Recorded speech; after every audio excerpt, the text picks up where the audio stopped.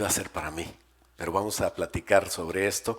Y le invito a leer esta porción de la palabra de Dios donde cuenta cómo fue, cómo no lo vieron los que a lo mejor lo esperaban y algunos que no lo esperaban, pero eran del pueblo de Dios, sí lo vieron. Está en Lucas capítulo 2 y en la NTV vamos a leerlo. Si gustan, nos ponemos de pie para después orar. Y este punto se llama ver al Rey de Reyes no es para todos, ¿verdad? Dice que esa noche había unos pastores en los campos cercanos, está hablando de cerca de Belén, cerca del lugar donde Jesús nació, donde María y José llegaron a pedir alguna habitación en un buen hotel, ¿verdad? José a lo mejor no era millonario, pero tenía trabajo y tenía recursos, ¿no? Tenía burro, no andaba a pie. Pero es que algunos dicen que era José bien humilde y no tenía dónde llegar. No, andaba de viaje. Pero había mucha ocupación y no hubo lugar. Y dice, bueno, siguiendo la lectura, dice que esa noche, cerca de donde estaba Jesús naciendo, había unos pastores en los campos cercanos que estaban cuidando sus rebaños de ovejas. De repente, apareció entre ellos un ángel del Señor. Y el resplandor de la gloria del Señor los rodeó. Los pastores estaban aterrados por lo que estaba pasando, pero el ángel los tranquilizó y les dijo, no tengan miedo. Dijo, les traigo buenas noticias que darán gran alegría a toda la gente. El Salvador, sí, el Mesías, el Señor, ha nacido hoy en Belén, la ciudad de David. Y lo reconocerán por la siguiente señal. Encontrarán a un niño envuelto en tiras de tela, acostado en un pesebre.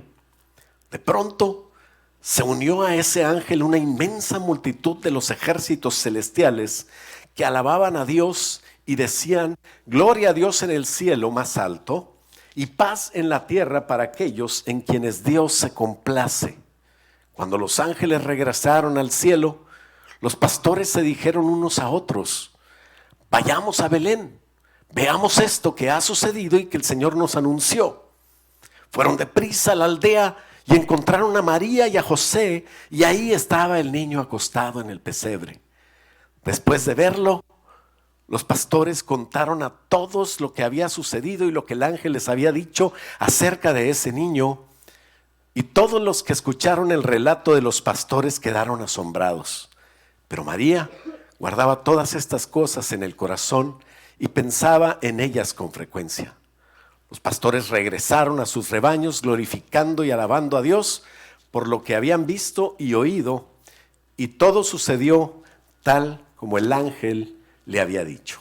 Vamos a orar. Padre, te damos gracias por este día tan precioso, Señor, donde una vez más te queremos festejar, queremos hacer culto, te hemos cantado y hemos glorificado tu nombre, como seguramente en el cielo lo hacen multitudes y multitudes.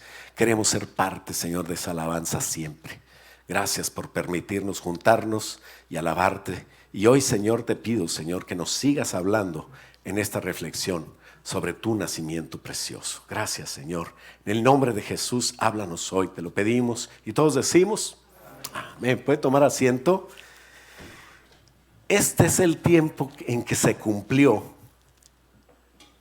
lo que estaba esperando seguramente todo el pueblo de Israel. Todos, grandes, pequeños, poderosos, pobres, ricos y de todos. El tiempo en que Juan explicaba, en el principio era el verbo y el verbo era con Dios y el verbo era Dios. Este verbo se hizo carne y habitó entre nosotros. Al mundo vino, el mundo que él había creado, y el mundo no le conoció. Se estaba cumpliendo ahí lo que estaba escrito por Juan. Y el tiempo que también explicó Isaías. Isaías es del Antiguo Testamento, sin embargo le dicen a Isaías como si fuera el evangelio del Antiguo Testamento, porque habla tan claro sobre la venida del Señor. No solamente dice que iba a venir a reinar, pero dice que iba a venir a sufrir, iba a venir a llevar el pecado de nosotros, y da las características de ese niño como humano, pero también da las características de ese niño como divino. Entonces Isaías es un tremendo profeta usado por el Señor 700 años antes de Cristo. Y decía Isaías que ese niño sería Padre eterno, Dios fuerte, admirable, consejero, príncipe de paz. Y eso se cumplía también ese día, pero ese día no se veía así. ¿Qué veía? Se veía un niño en pañales. Se veía un niño humano, como cualquier otro.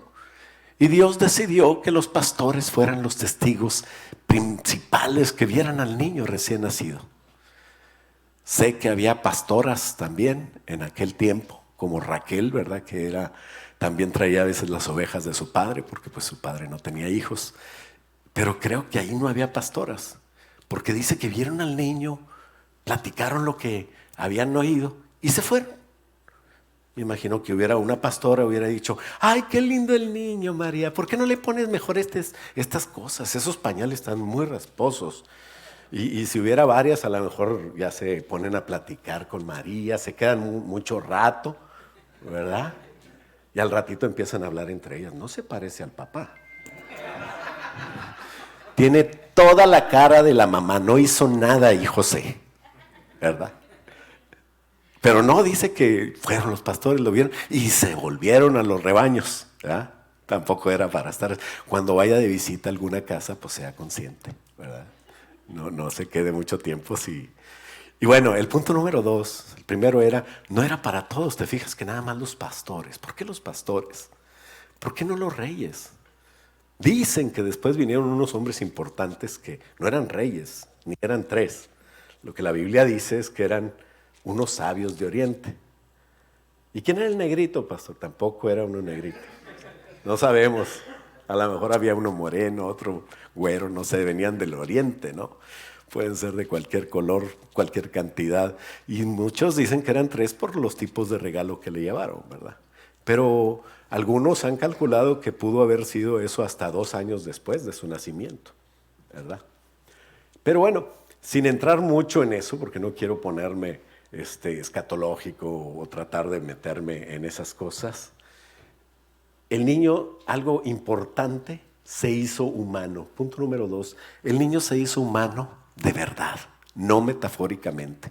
No es algo que es como los gnósticos dicen que el cuerpo es malo, entonces Jesús no se hizo en cuerpo, sino que vino espiritualmente. Están medio raros, ¿verdad? Tenemos que tener cuidado con las cosas que a veces el diablo quiere engañar a las personas y quitando estas doctrinas tan importantes. La doctrina de la encarnación, de la humanidad de Cristo, de la divinidad de Cristo. Tienen que estar bien claras porque eso es lo que nos salva, eso es lo que nos salvó.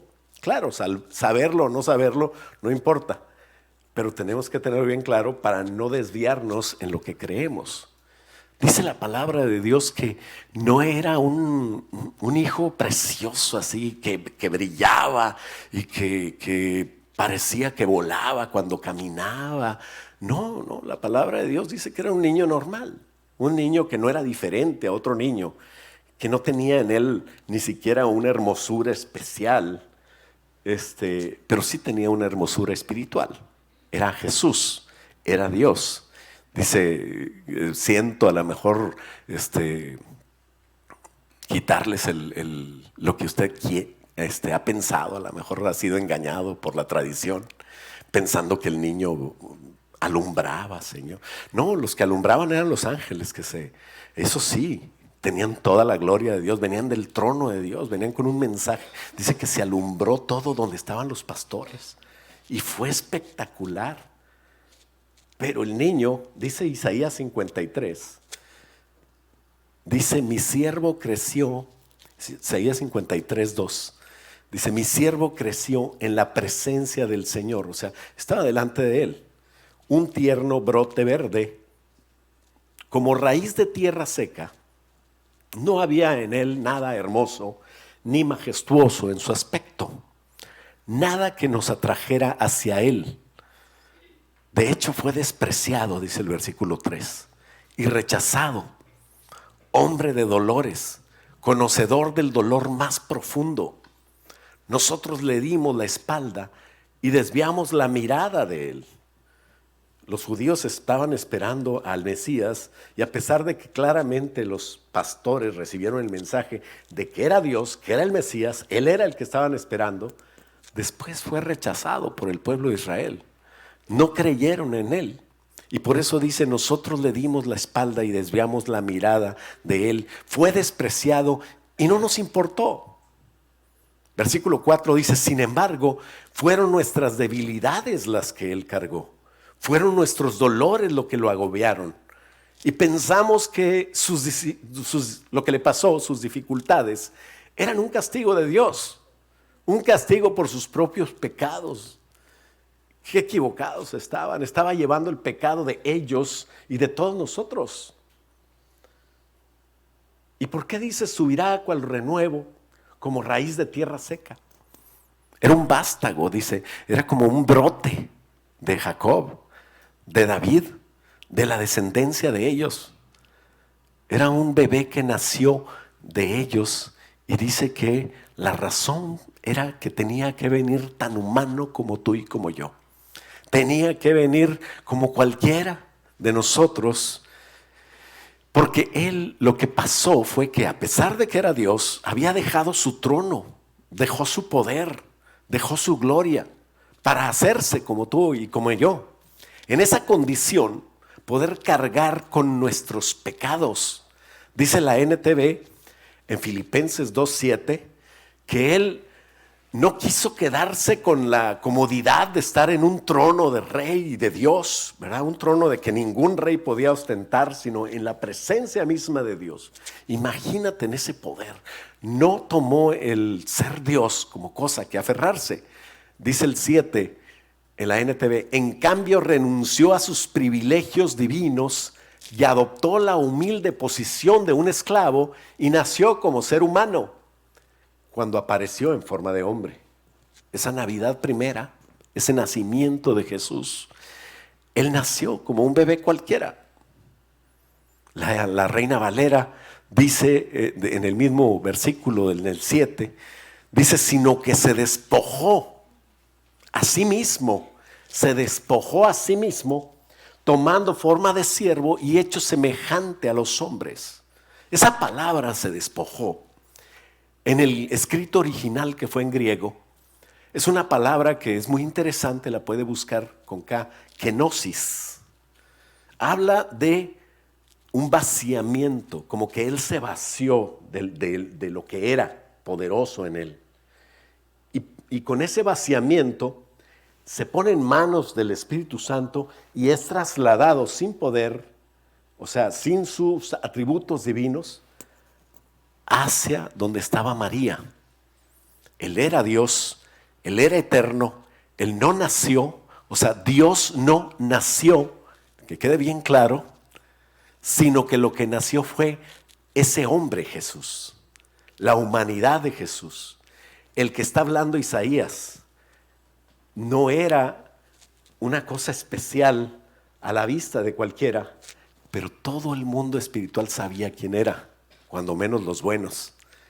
Y dice la palabra de Dios que nació como un ser humano para, como hombre, poderse poner al nivel nuestro. Juan dice que venía a este mundo que Él creó y el mundo no le conoció. ¿Por qué no le conoció? Pues porque no era especial. No era el rey en caballo blanco que todo mundo esperaba para poder quitar a Israel de tanta pesadez, de tanta esclavitud, de tantos problemas, de tanta economía mala. No era ese rey que ellos esperaban, sino que era el rey salvador que venía a arreglar problemas importantes. No quiero decir que tu economía no es importante, que tus problemas en el trabajo, que tus problemas de salud o depresiones o cosas que tengas, no quiero decir que no es importante, pero cuando enfrentamos una condenación eterna, claro que no hay nada más importante que ser salvos. Tu problema, si eres salvo, el problema más grande que tenías ya está resuelto.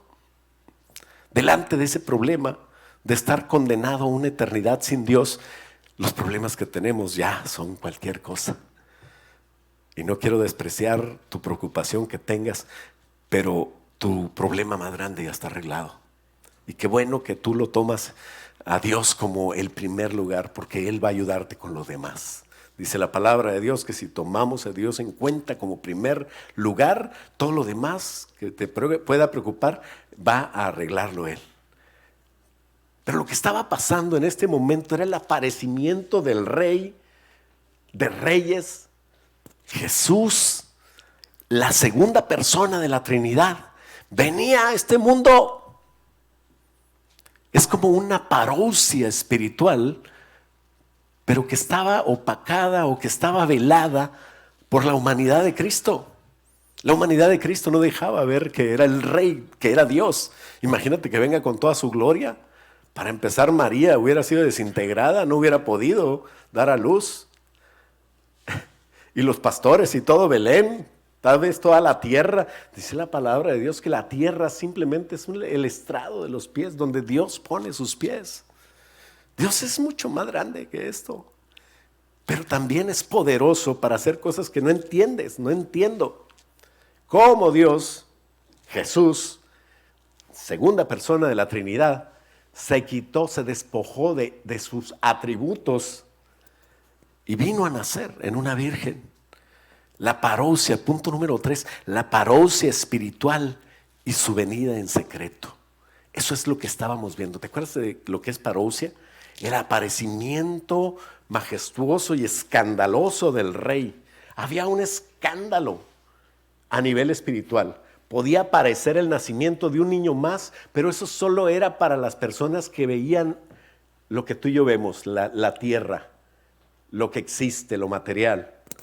Desde el punto de vista espiritual, aquella pequeña aldea de Belén estaba llena de seres de bondad, estaba llena de ángeles, había un gran revuelo, un ángel poderoso anunciando el evento tras él, huestes millares de ángeles cantando y alabando a Dios. Dice el texto que se iluminó todo eso, la gloria del Señor estaba ahí, todo esto escondido a la vista de los hombres, del reino, de las tinieblas también. O sea, el diablo no sabía qué estaba pasando. Solamente Dios puede hacer algo así. El diablo ni en cuenta. ¿Dónde se fueron varios ángeles? Pues no sé.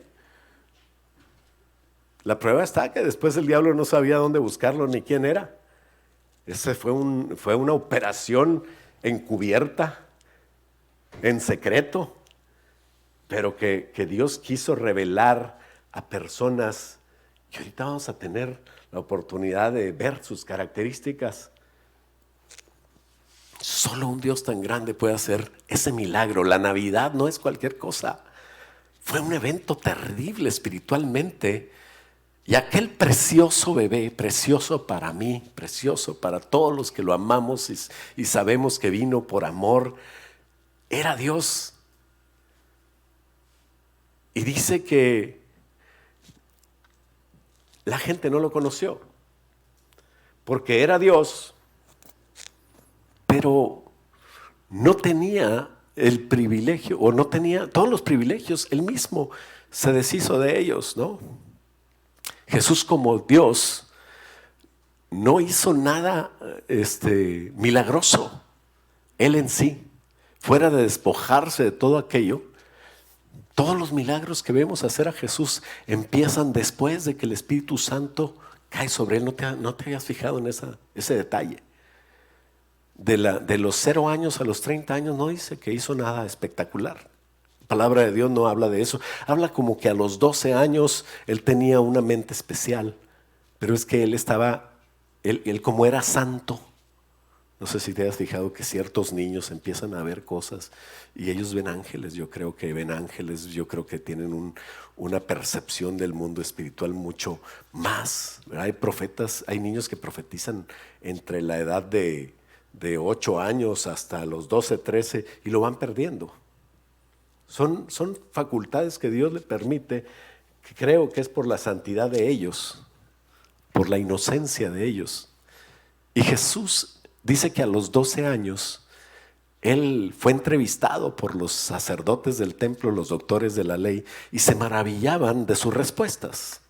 Tampoco habla que hizo milagros ahí, simplemente tenía un conocimiento de la palabra de Dios espectacular, ¿no? ¿Por qué? Porque había un movimiento angelical tremendo donde él estaba.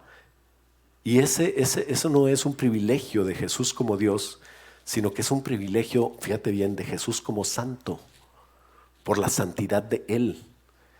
Imagínate los privilegios de los que nosotros nos perdemos por perder la santidad, porque no andamos en santidad. Cuando seguimos pecando a pesar de que ya somos cristianos, y en lugar de mostrar la majestad de Dios, que dice Efesios, ¿te acuerdas que como iglesia nosotros fuimos escogidos por Dios para demostrarle aún al reino espiritual las bondades y la grandeza de Dios, ¿no? El diablo reprenderlo y que se vaya. Imagínate nosotros quiénes somos. El diablo te agarra como un insecto y te puede pisar, pero en el nombre de Jesús no lo puede hacer. Y eso es lo que le cae más mal. Y él se enoja y queda como hormiga pisada cuando lo reprendes, pero se tiene que ir. Una hormiga pisada, ¿te acuerdas? Ay, qué feo se ve. Pero Jesús era santo y él tenía acceso a lo espiritual, eso sí, yo lo creo. Aunque creciera como hombre, aunque estaba creciendo como humano y tenía sabiduría y gracia para con Dios y para con los hombres, eso dice la palabra de Dios. Entonces, cuando tú ves un niño que dicen, ay, es un niño genio, superdotado, especial. No, así deberíamos ser todos. Que tienen facilidades matemáticas o que tienen facilidades para cosas, las artes, talentos, cosas. Qué bueno que pudiéramos usar todas las capacidades que tenemos en Dios. Pero no es así, ¿no? Pero es impresionante lo que pasó con Jesús, porque había espíritus especiales que venían con él a enseñarlo. David, ¿ahora qué fumaste? Van a decir ustedes. ¿Ahora qué Biblia leíste? Pues está en la palabra de Dios. Dice la palabra de Dios que delante del trono de Él hay 7 espíritus que son como lámparas de fuego que arden ante su trono. Y son espíritus que son 7 personajes del altísimo rango en el gobierno de Dios que Dios envía por toda la tierra. Pero la palabra de Dios también dice que esos 7 espíritus estuvieron con Jesús, lo acompañaron a Jesús. Te pueden acompañar a ti, pero ¿de qué sirve que Dios los mande si a lo mejor nosotros estamos distraídos, pecando o haciendo cosas que no tienen que ver con lo que Dios nos mandó? Y nos perdemos de esa cosa tan importante. Porque hay algunos dicen que estos no son 7 espíritus, son el Espíritu Santo. Pero parece que no entienden el gobierno teocrático. Cuando alguien dice eso, checa qué pastor es. Seguramente es de esos independientes o que no aceptan la palabra de Dios, donde dice que hay apóstoles, profetas, evangelistas, pastores, maestros, apóstoles. Y bueno, el gobierno de Dios como es en la tierra es en el cielo, porque está en la palabra de Dios. Y en el cielo Dios no tiene nada más personas que se murieron y que están ahí adorándole. No, hombre, ese no es el cielo. Que vamos a estar tocando el arpa en una nube. No, hombre, es bien aburrido eso. La palabra de Dios dice que en el cielo está el trono de Dios y hay un cordero como inmolado y hay otro trono, y también dice que hay 4 seres vivientes, que delante del trono de Dios arriba hay serafines, abajo hay querubines, hay 7 espíritus delante del trono de Dios. Hay inmensidad de seres espirituales que nosotros no sabemos, porque Dios no nos lo dice. Porque Dios te dice lo que necesitas, pero estos 7 espíritus sí nos dice que estaban ahí. Y no dice que es el Espíritu Santo. También el Espíritu Santo vino y también habitó en Jesús cuando tenía 30 años. Y seguramente antes lo ministraba. ¿Cómo no? Como te puede ministrar a ti, como ministró a algunos profetas como Isaías para decir todo esto. Pero en Cristo estarían concentrados por un tiempo esos 7 espíritus. Por eso es que como humano él se veía normal. No andaba haciendo milagros y volando y haciendo cosas. No, son películas mexicanas. Que no tengo nada en contra de las películas mexicanas, ¿verdad? Pero pues es afuera de doctrina, ¿verdad? Donde hace una palomita de lodo, le sopla y vuela la palomita, sí.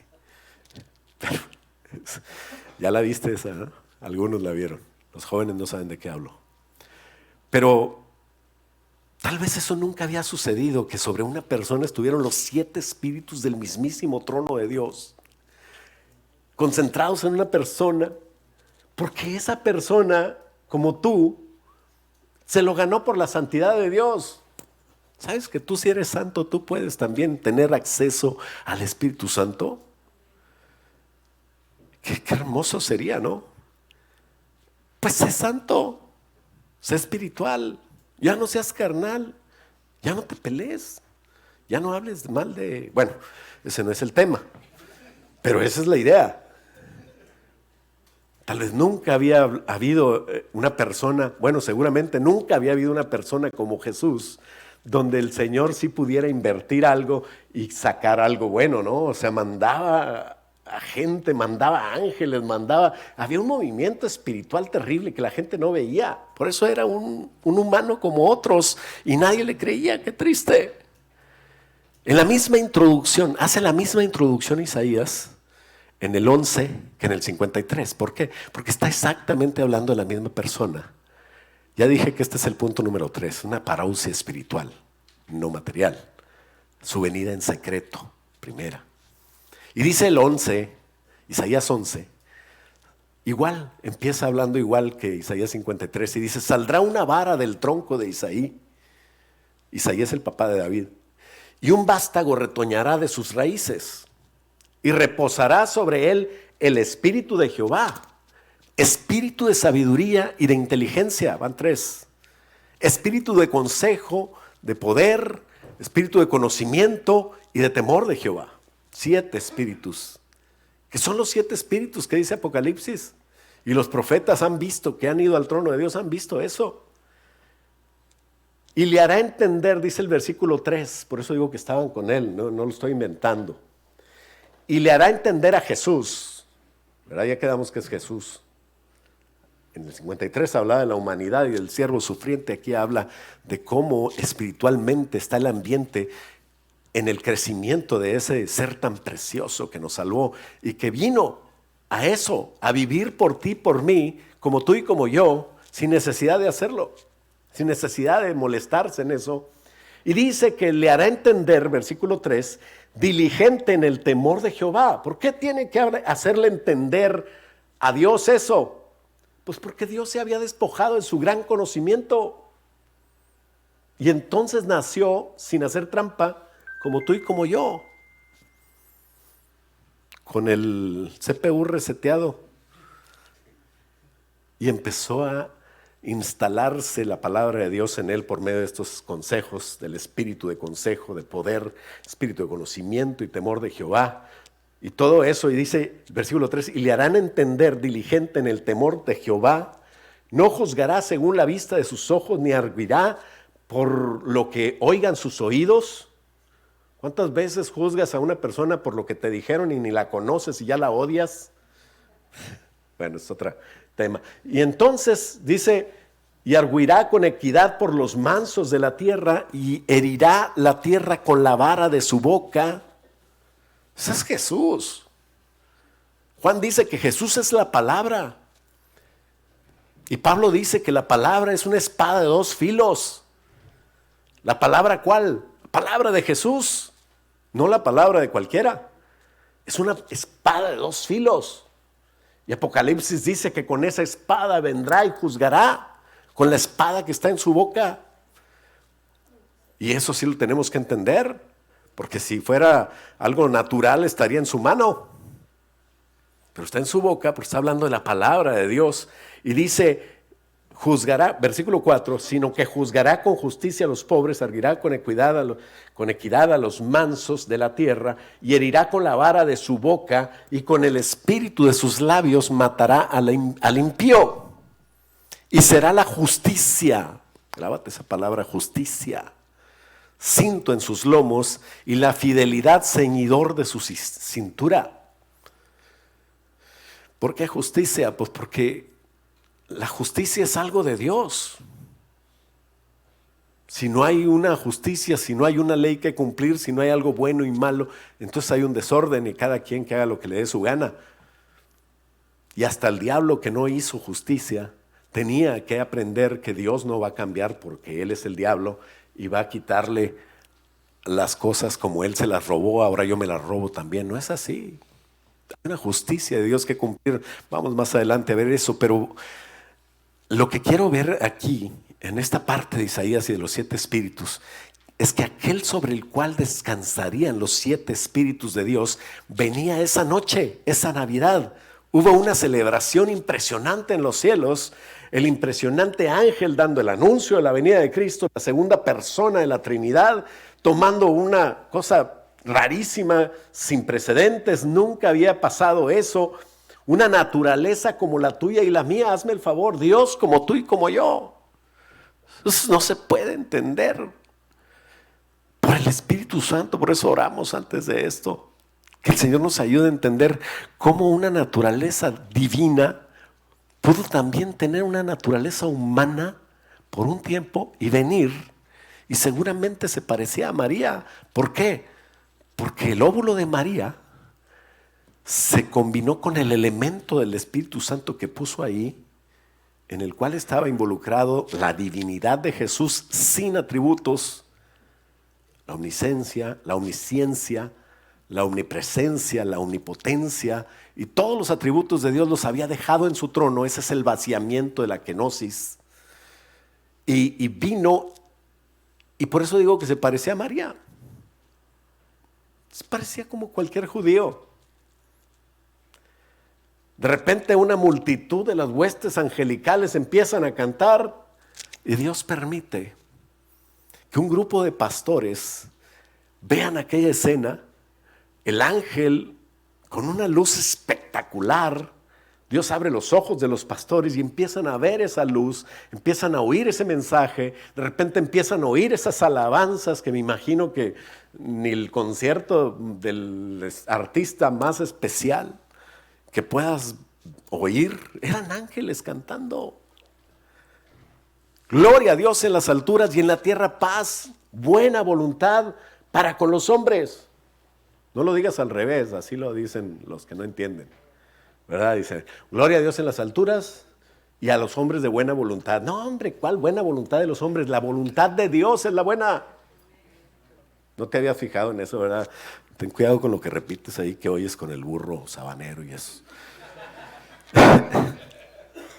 Gloria a Dios en las alturas y en la tierra paz, buena voluntad para con los hombres. Dios es el que mandó esto. Debió ser espectacular, pero solo unas pocas personas lo vieron. Ahora, ¿quiénes eran esas personas? Herodes hubiera querido estar ahí, pero no tenía las calificaciones para estar ahí. Tú tienes las calificaciones para estar ahí. Eran personas humildes. Con esto no quiero decir que eran pobres. La humildad no tiene nada que ver con el dinero. Eran personas trabajadoras. Y ellos fueron invitados por Dios. Y Dios, fíjate bien, Dios no hace acepción de personas. Todos pueden participar de las cosas de Dios. Pero si no eres humilde, no vas a buscar a Dios. Y si no buscas a Dios, aunque esté delante de ti, no lo vas a ver. Así es Dios. Cristo vino así, Cristo vino humildemente, Cristo vino como un hombre, porque Dios esconde las cosas más preciosas para que solamente aquellos que aman a Dios empiecen a escarbar. ¿Por qué crees que tenemos que estudiar la Biblia?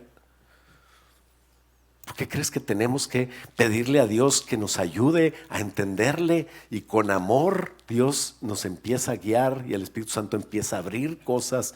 Y cuando tú haces eso, te deleitas en su palabra.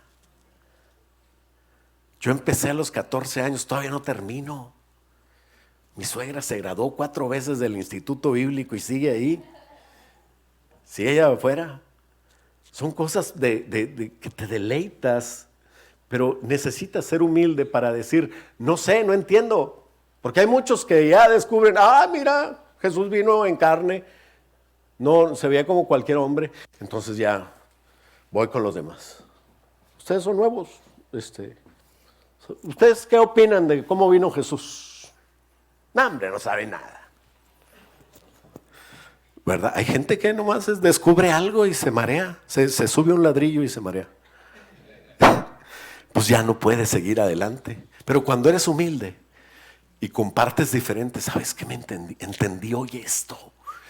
Y el Señor me mostró esto. ¿Cómo ves? No, pues yo también entendí el otro día algo y ahí nos compartimos. El Señor nos enseña. Al humilde Dios le enseña, siempre lo va a enseñar. ¿Sabes cuándo vas a parar de recibir revelación? Cuando creas que tienes revelación. Pero cuando digas yo necesito más de Dios, entonces Dios te va a dar más. Eso es pobre en espíritu, no es pobre en dinero. Un pobre en espíritu es alguien que quiere más del espíritu, que nunca está conforme, aunque tenga más. O sea, comparado con otros, o alguien lo puede juzgar y comparar, este es bien espiritual, pero ese siempre se cree que no es nadie, que necesita más. Y Dios quiere esas personas, estos pastores humildes, recibieron la palabra de Dios. Imagínate donde alguien se le aparezca a Dios a alguien que no le importa. ¿Para qué voy a ir hasta Belén, a un pesebre, a ver un niño? ¿Qué me importa? Y eso fue un milagro, ¿verdad? Porque si no había, parece que no había pastoras. Las pastoras son las que dicen, vamos a verlo. No, hombre, ¿para qué? Ahí mándale un WhatsApp, dile felicidades por tu nuevo hijo. Pero ellos humildes, los pastores, pudieron ir, pudieron ver, pudieron participar de su santa presencia. Solamente una persona humilde puede participar. Se necesita humildad y ganas de buscarle, ganas de echarle ganas para trabajar, para discernir, para entender.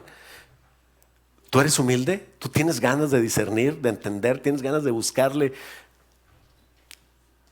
Va a haber una oportunidad para ti excelente la segunda, tercera semana de enero y se van a abrir para ti una nueva oportunidad para que puedas entrar en doctrina y para que puedas demostrar todo eso que tienes ganas de querer y que mortifiques a tu maestro diciéndole que pregunta, ¿verdad? ¿Dónde fue Jonás cuando no, pues a la ciudad de Tarsis, te va a decir tu maestro. Oh, esa sí se la sabe, ¿verdad? Es que estudió, o cuando menos jugó al de las barajitas, ¿verdad? Pero qué bonito siempre deleitarse en la palabra de Dios, ¿no? Me cambié esta semana, desde el viernes estoy viviendo con mucha gente y jugamos ayer a varias cosas, pero cuando sacaron el juego ya se andaban yendo unos a dormir, ¿no? ¿Ah que sí? Los ancianos. Y luego cuando sacaron las barajitas con preguntas de la Biblia, ya estaban todos ahí otra vez. Y qué bueno que ya le pararon, ¿verdad? Si no estuviéramos teníamos que venir al culto. Pero estábamos llenos del Espíritu Santo, estábamos divirtiéndonos, ¿verdad? Ya le pedí perdón por las trampas que hicimos los ancianos y yo. Pero bueno, el Señor nos perdona porque sabe que somos... Cuando quieres más de Dios, cuando te deleitas en su palabra, puedes participar de su santa presencia, puedes tener humildad para decir no sé nada. Hay tantas cosas que no sabemos, más preguntas que sin responder que las que respondes. Y ganas de querer saber más de la palabra de Dios, ¿no? ¿Sabes por qué? Isaías también lo dijo, Isaías 66, en el último capítulo. Dice que Jehová dijo así, es la Reina Valera, y dice, el cielo es mi trono y la tierra es el estrado de mis pies. ¿Dónde está la casa que me vas a edificar? ¿Quién te crees tú? ¿Dónde está el lugar de mi reposo que tú quieres que yo vamos a construir una habitación? Está muy bien la intención, pero no puedes. Lo que puedes hacer es cuidar tu templo, el Espíritu Santo, para que ahí habite el Señor. Pero eso lo aprendimos de Él. Dice, mi mano hizo todas estas cosas. Y así todas estas cosas fueron, dice Jehová. Pero miraré a aquel, fíjate bien, miraré a aquel que es pobre y humilde. ¿De qué? De espíritu, no de dinero, no de actitud, sino pobre y humilde de espíritu.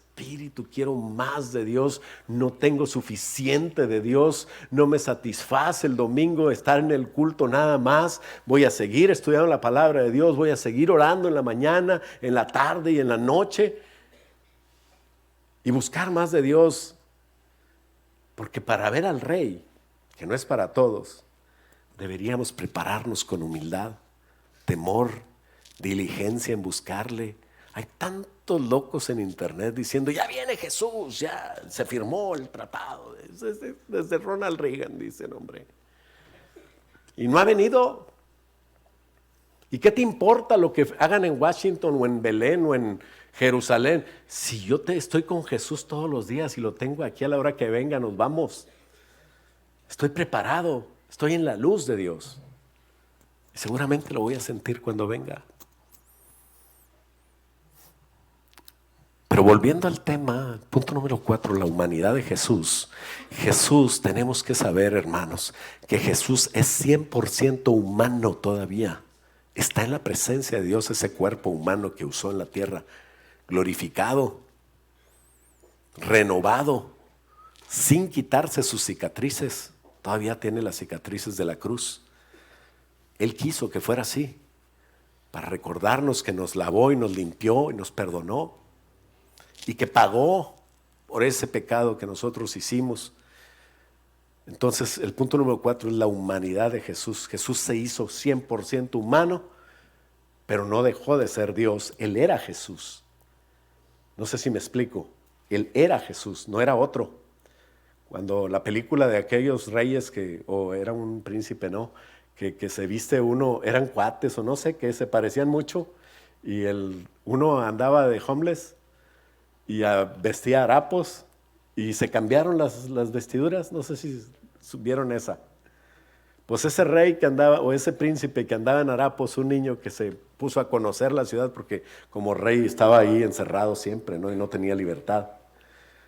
Por eso mi compadre Guillermo y Megan se fueron del palacio. Pero ya esa es otra cosa. Pero ellos son el príncipe, aunque no estén ahí. Jesús era rey, era Él, era Dios, aunque se haya cambiado de ropa, aunque no lo reconocieran porque se puso una ropa de humanidad, se encarnó, dice la doctrina. Por eso no lo sabía todo. Era Dios. Y Él era Dios porque era Él, Jesús, la segunda persona de la Trinidad. Sin embargo, se metió en ese cuerpo humano y dejó su omnipresencia y todo lo que tenía. No estaba en todas partes, no tenía todo el poder, no tenía todo el conocimiento. Se vació de sus atributos, esa es la kenosis. Y vino a vivir como tú y como yo, como humano. Eso es un sacrificio, ¿entiendes ese sacrificio? ¿No? Tú estás a gusto en tu casa y ya para salir a la iglesia a veces es un sacrificio, ¿no? Así como está de frío. Bueno, para los jóvenes no, ¿verdad? Pero ya a mí me cuesta un poquito más. Se hizo carne y habitó entre nosotros, dejando allá sus atributos divinos. Él no sabía todas las cosas. Dice la Biblia que en su humanidad se muestra cuando, por ejemplo, Lucas 2:52, que les platicaba, como a los 12 años, crecía en sabiduría y en estatura y en gracia para con Dios y los hombres. En Hebreos dice que ese proceso fue verdadero y necesario cuando dice Hebreos 5:8 que aunque era hijo de Dios, Él era Jesús, aprendió la obediencia por las cosas que sufrió. ¿Cómo aprendió Jesús? Pues porque sufrió. Como hombre aprendió, como tú aprendes cuando te das en la cabeza y no hiciste el consejo que te dijo el pastor, y te estoy viendo, no es cierto. No, cuando uno aprende, cuando sufre. Ahora Jesús no hizo nada malo y sufrió. Ahora imagínate tú y yo haciendo cosas malas, pero bueno. Pero Jesús aprendió como hombre. Y de ese modo, dice el versículo 9, Dios lo hizo apto, fue calificado para ser el sumo sacerdote perfecto. Y Jesús llegó a ser la fuente de salvación eterna para todos los que le obedecen. Imagínate un sacerdote que es perfecto y que ve que tú estás mal, pues te va a desintegrar. Al primer error que cometas va a decir, tú no sirves para nada, te me vas de aquí. Imagínate, Jesús no es así. a Jesús lo hizo apto el poder entender, empatizar, simpatizar con nosotros. Le caíste bien. El que te dice que por tu pecado tienes que dejar de venir a la iglesia, que no sirves para nada, que deberías estar mejor muerto que vivo. Ese es el diablo. Dios nunca dice eso. Dios dice que cambies, sí, y que Él te va a ayudar, que te pongas en sus manos. Porque Él era tan humano como nosotros, y dice Juan 11:35, que cuando su amigo Lázaro murió, Él lloró. ¿Por qué lloró? Pues no sé por qué murió. Bueno, sé que Dios ya le revela al Espíritu Santo y revive. Pero Él se compadeció también de las lágrimas de María y Marta. Su misma creación, la creación que Él hizo, que dice que no debemos de adorarla ni ponerla sobre Dios, la misma creación sí estuvo sobre Jesús. Hebreos 2:9 dice, pero vemos a aquel, a Jesús, que fue hecho un poco inferior a los ángeles, la creación de Dios. Es decir, a Jesús coronado de gloria y de honor. Ahora lo vemos coronado otra vez, pero Él dejó su gloria y honor y vino como humano menor que los ángeles. Y a causa del padecimiento, fíjate bien, aquí estaba lo que decía, estoy leyendo el 9, a causa de su padecimiento de la muerte, para que por la gracia de Dios probara la muerte por todos. Jesús estuvo y murió porque Él era hombre. A Dios no lo pueden matar. Y estuvo según la ley impuesta por los hombres, sujeto a la ley impuesta. ¿Te acuerdas que le dijo a Juan el Bautista, bautízame tú? Vamos a cumplir la justicia, porque vino a hacer la justicia, a hacer lo justo para salvarte, para rescatarte por amor a ti. Gálatas 4:4 dice, pero cuando vino la plenitud del tiempo, cuando se cumplió el momento, esa Navidad, Dios envió a su Hijo, nacido de mujer y nacido bajo la ley. Era tan humano que el Espíritu Santo tuvo que venir para que pudiéramos ver esos milagros que acompañan a cualquier evangelista, a cualquier persona. Por eso dice el Señor Jesús, yo me voy al Padre, pero mayores cosas que yo harán ustedes, ¿no? Pero lo normal era que cuando veían a Jesús veían un hombre, y muchos hasta lo conocían. Cuando fue Jesús a predicar a Nazaret, dijo esta palabra del Mesías se ha cumplido hoy, el Señor me ha enviado para libertarlos. ¿Y qué dijeron? En Marcos 6:3, si este es el carpintero de la esquina, tengo una mesa ahí con 2 sillas, por cierto, muy buenas. Carísimas no, porque tenía buen precio el Señor. ¿No es este el carpintero, el hijo de María, hermano de Jacobo, José, Judas y Simón? Para los que dicen que María no tenía hijos. Cuando le pregunten, ¿María tenía otros hijos? Usted le dice, Simón.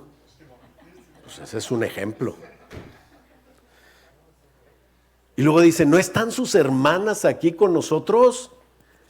Y se escandalizaban a causa de que él andaba diciendo que era el Mesías. Juan 7 dice que ni sus hermanos creían en él. Fíjate qué triste. Pues ¿cómo lo conocían? Cuando Jesús dejó la túnica, me quedó a mí, porque todos los hermanos eran menores. María era virgen hasta que después que nació Jesús. Y Juan 4:6 dice que ahí estaba en el pozo de Jacob, una vez que Jesús andaba caminando y pasó por Samaria.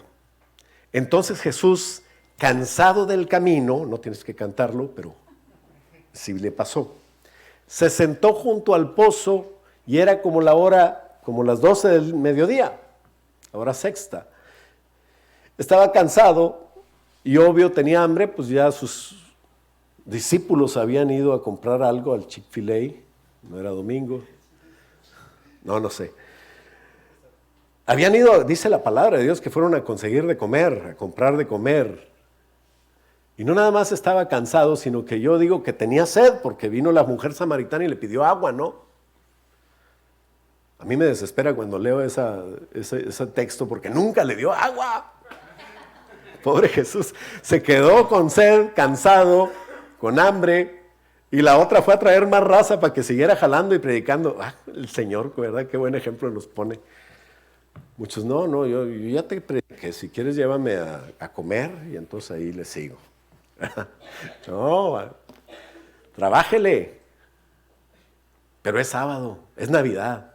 Mi padre hasta hoy trabaja, decía el Señor Jesús. Así que usted también.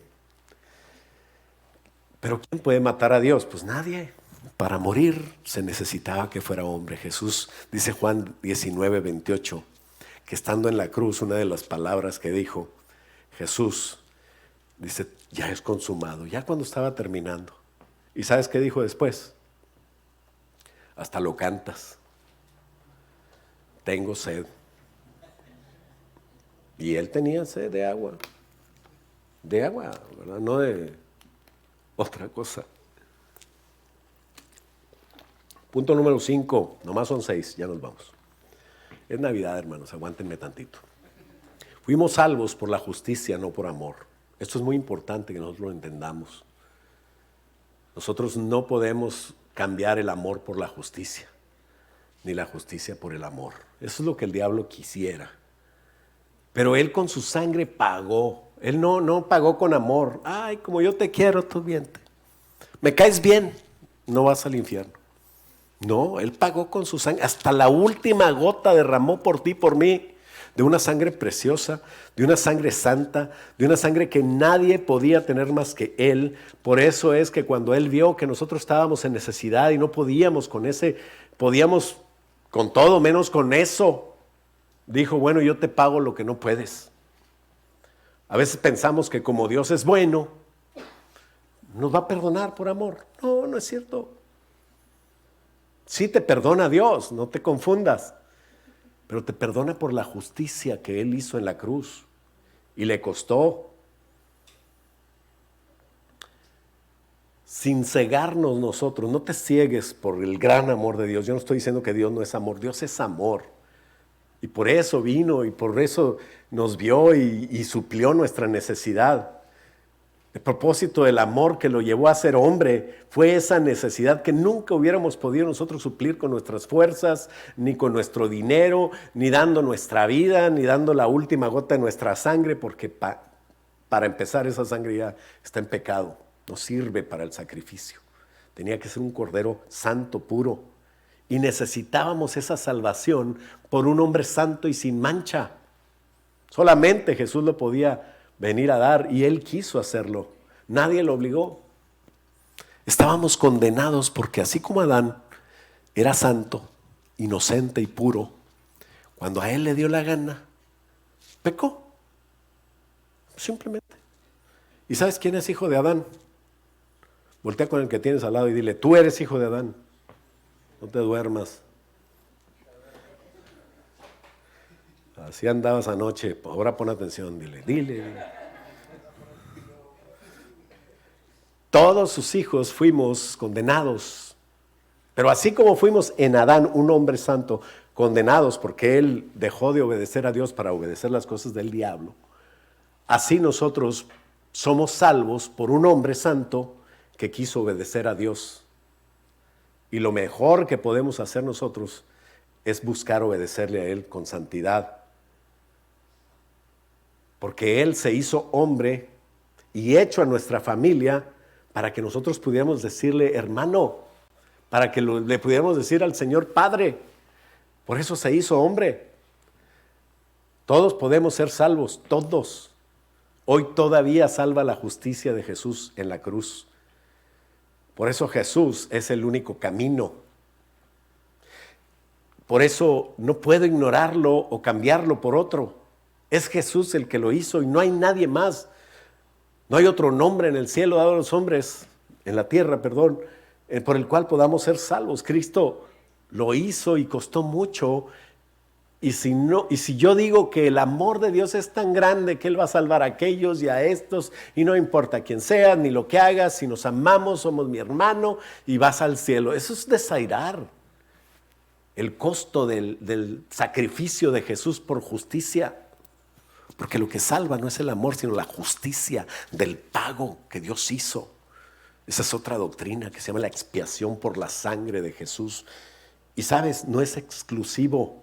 Dicen que somos exclusivos porque nada más en Cristo. Y estoy mandando al infierno a los maometanos y a los confusionistas y a los que se confunden con todo. No, yo no estoy mandando al infierno nada. Ellos ya se iban a ir al infierno. Yo lo que estoy haciendo es predicando para que si quieren, vengan, pero no es a fuerza. Pero sí es inclusivo. Que el diablo no les engañe, jóvenes. Porque ahorita están vendiendo la idea de que nosotros como cristianos somos exclusivos. No, damos un mensaje para incluir a todo el que quiera. Pero el mensaje es: Cristo nos amó, se vino desde su trono por amor y vivió por amor y sufrió y murió por justicia, para quitarte tu pecado, no para decirle al diablo: no, estos yo los amo y me los llevo. Eso sería robar. Dios no roba. Dios vuelve a recuperar. Él vino a salvar lo que se había perdido. 1 Timoteo 2:5. Porque hay un solo Dios, también un solo mediador entre ese Dios Padre y nosotros los hombres en pecado.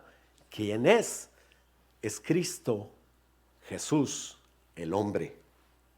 Por eso dice el hombre, porque tenía que ser hombre para poder salvarnos como hombres y mujeres. Esa es la bella razón por la que tenemos nuestro Salvador y tenemos simpatía, y por la Navidad. Por eso tenemos Navidad. Por eso celebramos Navidad siempre, todo el año. Tú vas a Belén en junio y están cantando ahí los villancicos, ¿verdad? Ellos por vender, pero yo porque amo a Jesús, porque Él nació, porque su gran amor lo demostró. Dice Hebreos 4:5, porque no tenemos un sumo sacerdote que no te pueda entender, que no pueda compadecerse de tus flaquezas. Él te entiende. Dice que Él ha sido tentado en todo como tú, pero Él no pecó. Y eso lo hizo porque, aunque nos ame, Él tuvo que conocer eso y Él tuvo que pagar. Y Él es el único que te puede ayudar.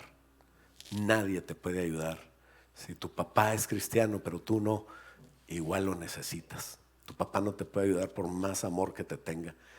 Por eso el diablo promueve tanto el amor entre nosotros y vamos a amarnos, y no importa que el engaño de ser inclusivos, amémonos todos, aunque no amen a Cristo. Eso es un desaire terrible para todo lo que sufrió el Señor Jesús. Es un veneno que contamina a los jóvenes hoy por la idea torcida que tienen que el amor es más importante que la justicia. No, es la justicia de Dios y la justicia en general, porque Dios es justo, lo que tiene que gobernar. La doctrina te tiene que gobernar a ti antes que el amor. Y por amor yo le voy a decir a mi amigo que está mal que cambie, porque si no, no lo amo, ¿no? Entonces eso es el veneno que contamina al mundo, y nuestros jóvenes están en la escuela, están expuestos al mundo, a filosofías, pero la verdad es que solo Cristo salva por la obra carísima, ahora sí que por cierto carísima, que Él hizo en la cruz del Calvario, en la encarnación desde que nació, le costó. Y el final majestuoso en la cruz del Calvario es el sello que te quita todo pecado con su sangre. No lo podemos ignorar. Jesucristo vino en carne y por eso murió por nosotros, y por eso soy salvo, y por eso el diablo no soporta eso. De hecho dice 1 Juan 4:2 que si de repente hay una manifestación de un espíritu o una revelación de alguien que venga a decir, y no dice que Jesucristo vino en carne, es del diablo. El diablo no puede con eso. Dice 1 Juan 4:2, en esto conoceréis que el Espíritu es de Dios. Todo espíritu que confiesa que Jesús ha venido en carne es de Dios. La manifestación de Dios, la enseñanza, la doctrina, todo tiene el mismo propósito: tener al Señor glorificado, reconocer su sacrificio en la cruz y reconocer que Él vino como hombre. Si no es así, entonces el Dios que tuvo tanto amor, ¿para qué se molestó en venir y en morir? En identificarse con nosotros, ¿para qué? Podía arrebatar, pero Dios no lo hace así. Dios es un caballero. Y logró salvar todos los obstáculos y logró morir por nosotros. Finalmente, punto número 6, el mensaje de Dios es inclusivo. Incluye a todos, pero solo es por Cristo. La puerta es una. El camino es uno. Y es para todos. Todos pueden dar lugar a Jesús en su vida. Pero solo los humildes. Por eso es que no es para todos. No es porque Dios no quiera, sino es por el orgullo. Acuérdense que orgullo es el autogobernarse, el hacer lo que yo quiero, porque yo digo. Y el orgullo nos aleja de Dios. Los humildes captan la bendición y por eso acuden a donde está el niño. Ya no es niño, ahora está Jesús. Y acudimos a donde está Jesús. ¿Cómo es posible que nadie le dio lugar? Dice Lucas 2:7, y dio luz a un hijo, a su hijo primogénito, no dice unigénito, ¿verdad? Está hablando de María.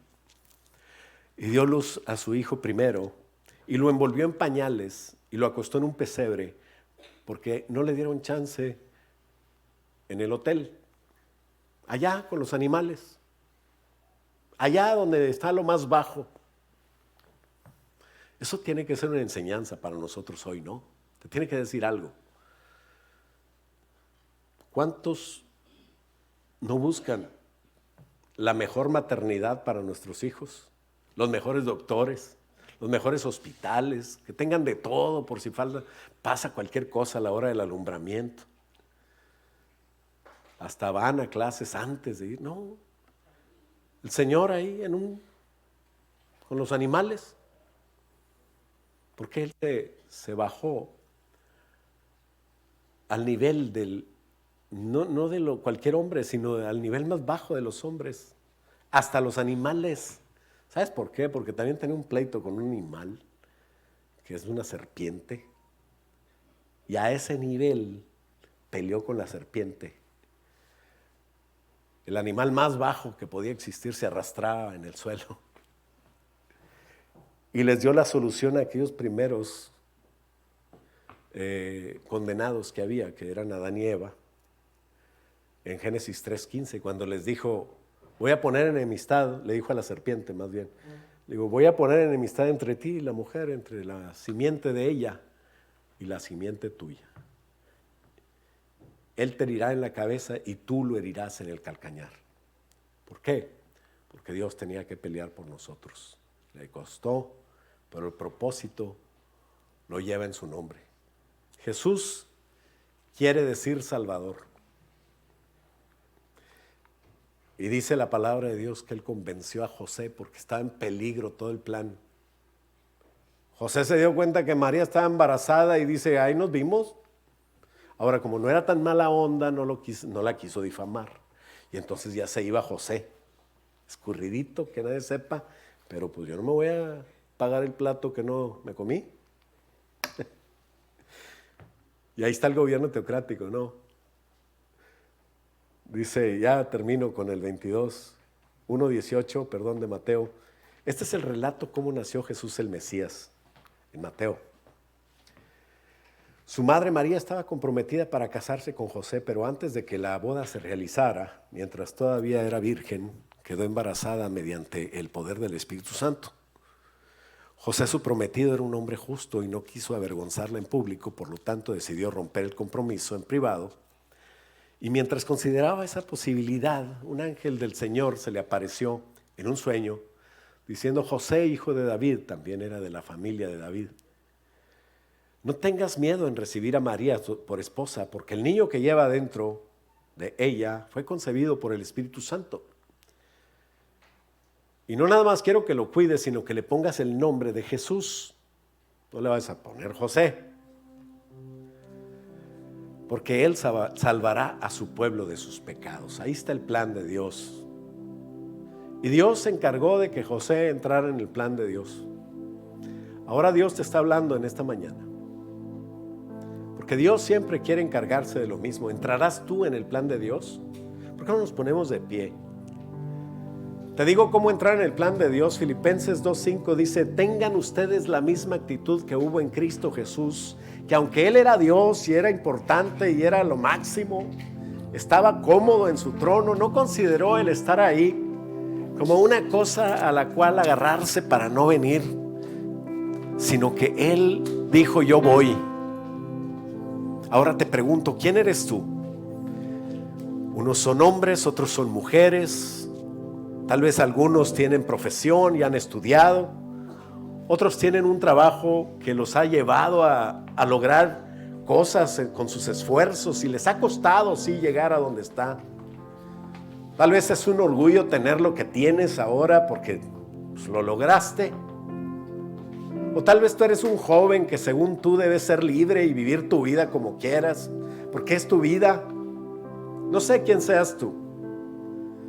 Pero si quieres ir al cielo y tener galardón, si quieres tener una experiencia con Jesús, Dios te pide que haya en ti el mismo sentir que hubo en el que vino del cielo para la tierra, a un lugar inhóspito, a un lugar donde iba a tener sed, hambre, iba a trabajar bastante, iba a entregar todo eso a Dios por amor a sus hermanos. Iba a ganarse otra vez el cielo. El Señor Jesús se lo ganó.